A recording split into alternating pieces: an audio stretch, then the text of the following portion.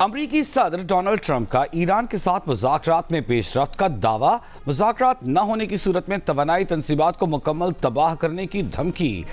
جاری بیان میں کہا کہ امریکہ ایران میں فوجی کارروائیوں کے خاتمے کے لیے سنجیدہ مذاکرات کر رہا ہے۔ مذاکرات میں بڑی پیش رفت ہو چکی ہے، غالب امکان ہے کہ معاہدہ ہو جائے۔ اگر معاہدہ نہیں ہوتا اور آبنائے ہرمز فوری نہ کھولا گیا تو ایران کا جزیرہ خارگ، بجلی گھروں، تیل کے کنووں کو تباہ کر دیا جائے گا۔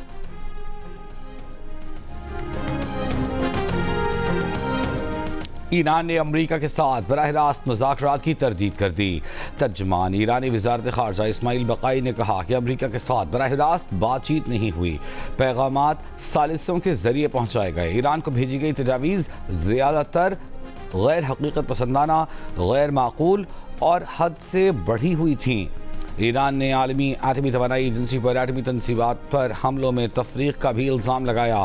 کہا اسماعیل عالمی ادارہ ایرانی ایٹمی تنصیبات پر امریکی اور اسرائیلی حملوں کو مختلف نظروں سے دیکھ رہا ہے، حالانکہ ایٹمی تنصیبات پر حملے جنگی جرائم ہیں۔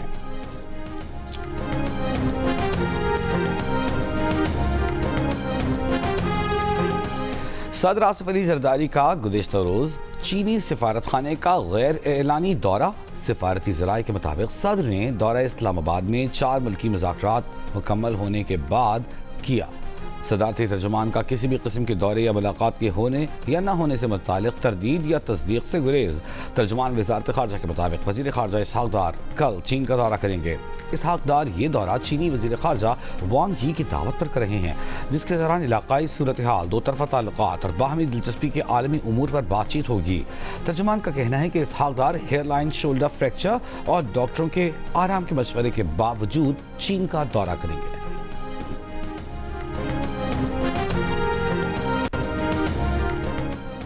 صدر مملکت آصف علی زرداری سے وزیر اعظم شہباز شریف کی ملاقات۔ قومی سلامتی کی مجموعی صورتحال پر تفصیلی تبادلہ خیال، خطے کی بدلتی صورتحال اور اس کے پاکستان پر اثرات کا جائزہ لیا۔ ملاقات میں معاشی توانائی اور سیکیورٹی چیلنجز پر مشاورت کی گئی۔ قومی سطح پر مربوط حکمت عملی اور ادارہ جاتی ہم آہنگی پر زور۔ ملاقات میں نائب وزیر اعظم اسحاق ڈار، سابق وزیر خارجہ بلاول بھٹو، وزیر داخلہ محسن نقوی بھی شریک ہوئے۔ قومی سلامتی کے مشیر لیفٹیننٹ جنرل عاصم ملک کی بھی ملاقات میں شرکت۔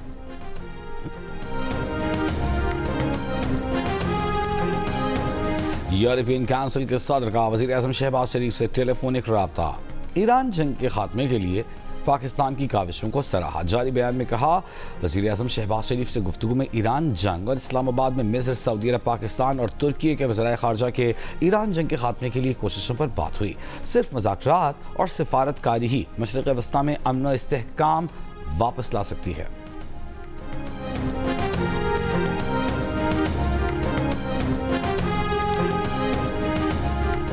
وزیر اعظم شہباز شریف کا کہنا ہے کہ بحران کے باوجود بروقت فیصلوں کی بدولت ایندھن کی فراہمی میں کسی قسم کا تعطل نہیں آنے دیا۔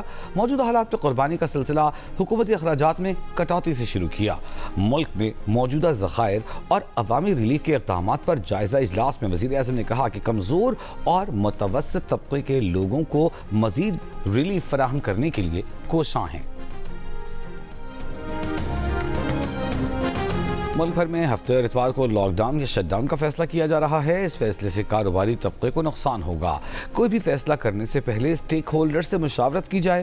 Federation of Pakistan chamber of commerce and industries کے عہدیداروں کی پریس کانفرنس۔ رہنماؤں کا کہنا ہے کہ export, local industry, restaurant industry اور دیگر شعبے ویک اینڈ سے منسلک ہیں۔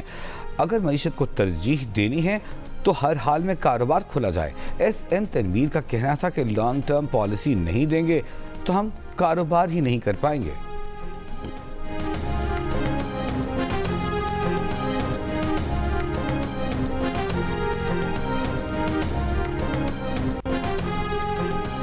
مصری صدر عبد الفتاح السیسی کی امریکی صدر ٹرمپ سے جنگ روکنے کی اپیل۔ کہا وہ صدر ٹرمپ سے کہتے ہیں کہ کوئی اور نہیں، صرف آپ خلیج میں جاری اس جنگ کو روک سکتے ہیں۔ قاہرہ میں انرجی کانفرنس کے افتتاحی سیشن سے خطاب میں عبد الفتاح السیسی نے کہا واشنگٹن کا اس جنگ پر اثر فیصلہ کن نتائج کا حامل ہو سکتا ہے۔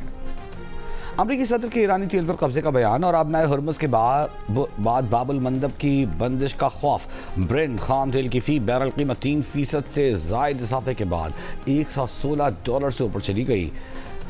WTI بھی 2.5% بڑھ کر $102 فی بیرل ہو گیا. ایشیا کیپٹل مارکیٹ میں شدید مندی. پاکستان اسٹاک ایکسچینج 100 انڈیکس میں بھی 3% سے زائد کی کمی دیکھی گئی.